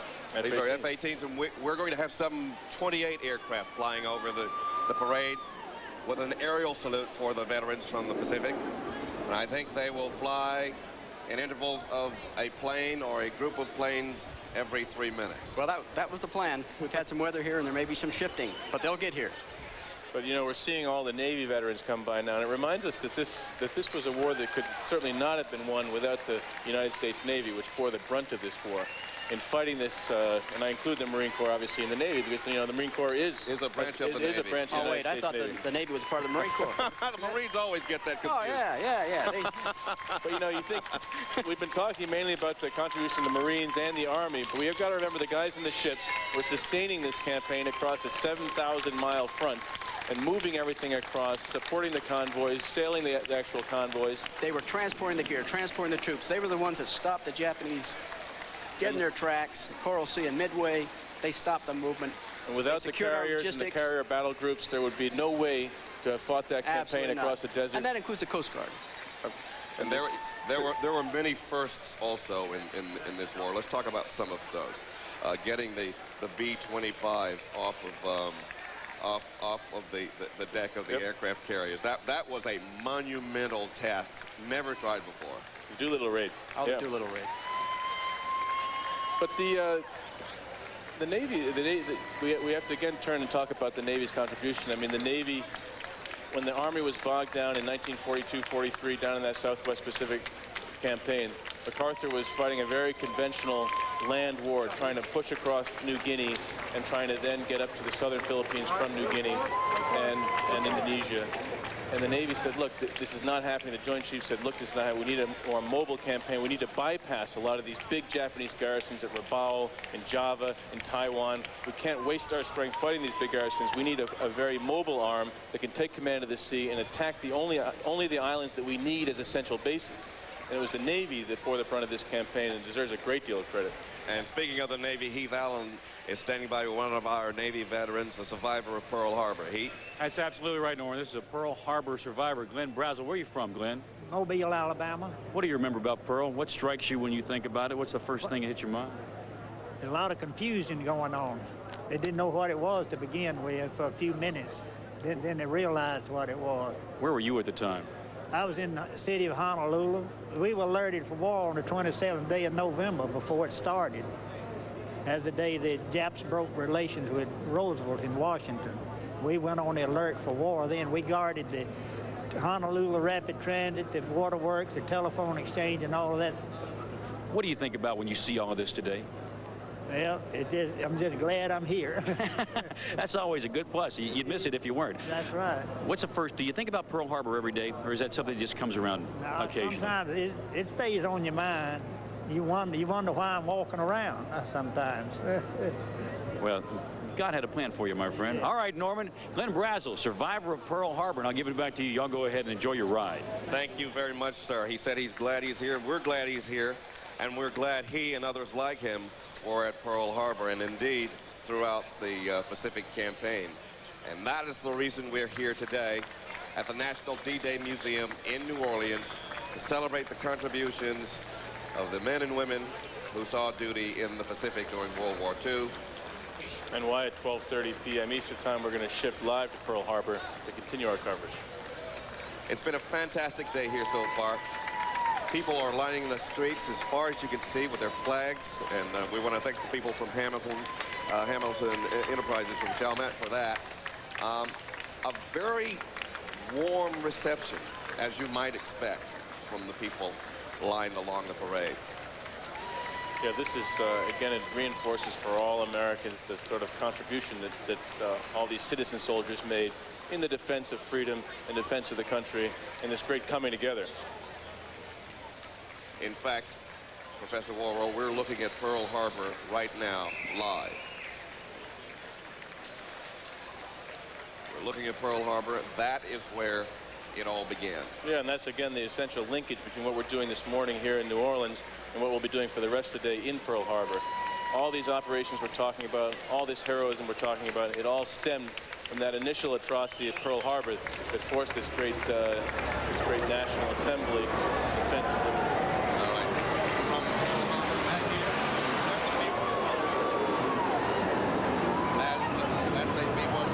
That's a B-1 bomber. That's the B-1 B-1B Lancer, the Air Force's principal heavy bomber, developed during the Cold War in the 1970s. Remember Jimmy Carter? That was not in the Pacific. Yeah. That was one of the big controversies of the Carter administration, whether or not to build that bomber. He didn't, but Ronald Reagan came in and built 72 of them. You know, I think one of the capabilities of the Navy that was is often overlooked is the medical arm of the Navy. The Navy provided the medical arms which took care of our troops when they came off the islands. And at the beginning of the war in the Philippines, several of them were rounded up and put into captivity by the Japanese in Corregidor for almost 3 years. So these women suffered along with their male comrades. And nurses have always been up front with the Marines. They've been up front with the Navy. They're forward deployed. Yeah. And we're talking about one of the bloodiest battles in the Pacific, Peleliu.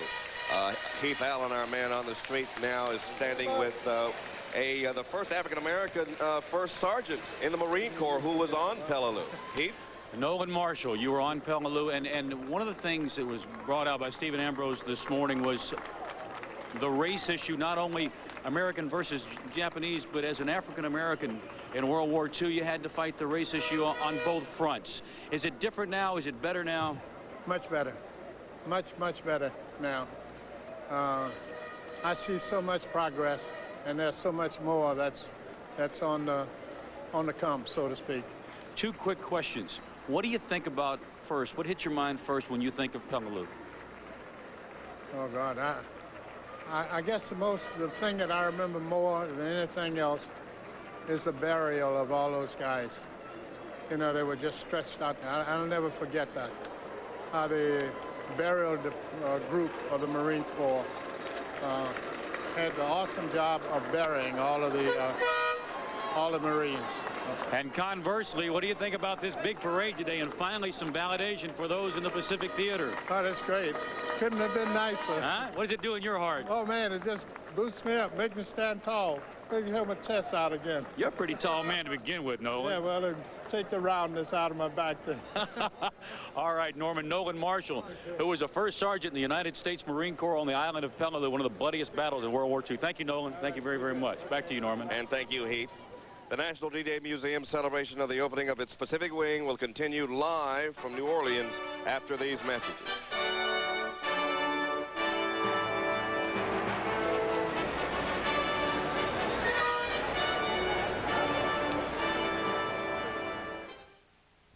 The NewOrleansChannel.com. Stay connected anytime. Today on the NewOrleansChannel.com, keep your family safe this holiday season. Enter to win an auto safety kit from Dodge Chrysler Jeep. Just sign up on the home page today. Only on the NewOrleansChannel.com. A hero story is meant to be told. And we arrived down at the base, and we came up from the base in jeeps and in carriers all the way up. And every man on that island was out to wave at us. We were the first women they'd seen in months. Help the National D-Day Museum continue their legacy. Jeep was there over 60 years ago and is proud to support the D-Day Museum in their efforts to honor World War II veterans. Hurry in the holidays with Treasure Chest Casino's 12 Days of Christmas giveaway. Win cool Yule gifts like one of 12 DVD systems, 11 sets of golf clubs, 10 mall certificates, 9 diamond rings, 8 watch sets, 7 new computers, 6 PlayStations, 5 big TVs, 4 bedroom sets, 3 Sea-Doos, 2 Harley-Davidson Sportsters, and a 2002 Tahoe. It's the 12 Days of Christmas giveaway only through December 21st and only at Treasure Chest Casino. Happy birthday! So, have you made a decision? I sure have. And? It looks like we're starting a family tradition. You're going to Bryman. It worked for you, didn't it? Oh, I love my career, and I know you're going to love Bryman. With professional training from Bryman College, you could be working in an outstanding career as a medical or dental assistant in less time than you think. For a brochure on exciting careers in the healthcare industry, call Bryman College right now. 1-800-722-7337. Waves of Glory. D-Day Pacific. Brought to you by Jeep, Whitney Bank, and Durr Heavy Construction. Okay, you got it. Well, we're looking at a live shot of Hawaii, and the History Channel is going there now. Thank you very much, Norman. Thanks, Gordon. Okay. Well, actually, we're going to stick around for another 5 minutes, but Professor Worrell, you and the History Channel, rather, will be breaking away to go to Pearl Harbor. Those of us who are watching here in New Orleans will stick with the parade here until its conclusion. And those lucky History Channel viewers will get to go to Hawaii. Put on your sunscreen. Oh, I don't know. It's a nice place to be. Yeah, we will suffer through things here in New Orleans. Wonderful downtown New Orleans, across from the National D-Day Museum, as we celebrate the contributions and sacrifices of the men and women who saw action in the Pacific Wing, in the Pacific Theater, on the day that we observe the 60th anniversary of the attack at Pearl Harbor, and dedicating the Pacific Wing here at the National D-Day Museum. You know, with the delay of the memorial in Washington, the giant memorial that's supposed to be dedicated to all World War II veterans, this $33 million facility here in New Orleans becomes the most significant monument to the largest war effort in the country. And it really is. If you tour the collections here, it's striking. And I would defy anyone to go through there and not have tears in their eyes, or not be openly weeping. Because there's something about it, as Stephen Ambrose mentioned earlier, and as Mueller mentioned, it's understated. And the sheer weight of all these pictures and the messages they bring in the exhibits, it reminds you of the essential tragedy and sadness of war, and makes us so grateful to these men for having sacrificed. And as we continue to salute the veterans from the United States Navy who saw action in the Pacific, we have another 5-ton cargo truck carrying just a whole slew of veterans, and this is their day. And they've all got their American flags. They're waving the flags provided by... And up ahead we have F-15 Eagles and 2 A-10 Thunderbolts. Flyby.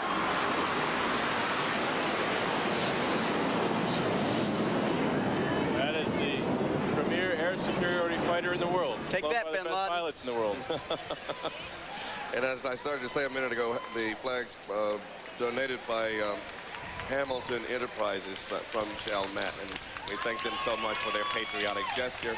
You know, since its introduction in the 1970s, the F-15 Eagle has a 96-0 one-loss record. In air-to-air combat, has shot down 96 enemy aircraft and not suffered a single loss of its own. There's only one other unit in the history of the U.S. Armed Air Force who can lay claim to that credit, and they happen to be the Tuskegee Airmen. Tuskegee Airmen from the bomber escorts from World War II. That's right, and the Tuskegee Airmen. I think we're going to see a P-40 and a P-39 today, both of which were flown by Tuskegee Airmen. Right, and they were also flown in the Solomons by the heroes that we've seen here today. You know, our Navy veterans is the biggest contingent we have here today. We anticipated 700. 143 Army veterans, 117 Marine Corps veterans, and 350 Navy veterans in these trucks. Well, you know, the thing that made this war really work was this innovation of the Navy is called the Fleet Train, where they basically put together a string of ships from the United States ports all the way across to the Japanese islands Japanese-held islands they were assaulting. And every one of these men, whether he was on the front line or in the middle or toward the rear, was serving a vital purpose. Here we have 4 F-18s rolling in. Another flyover. Another salute.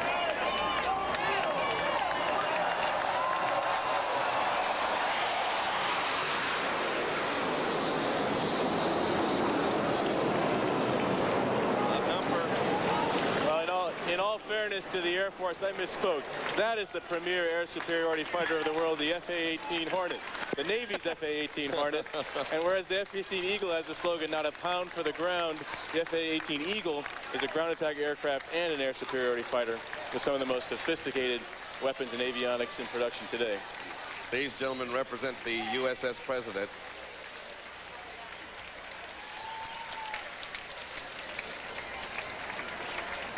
That was a vessel that they served on in the Pacific.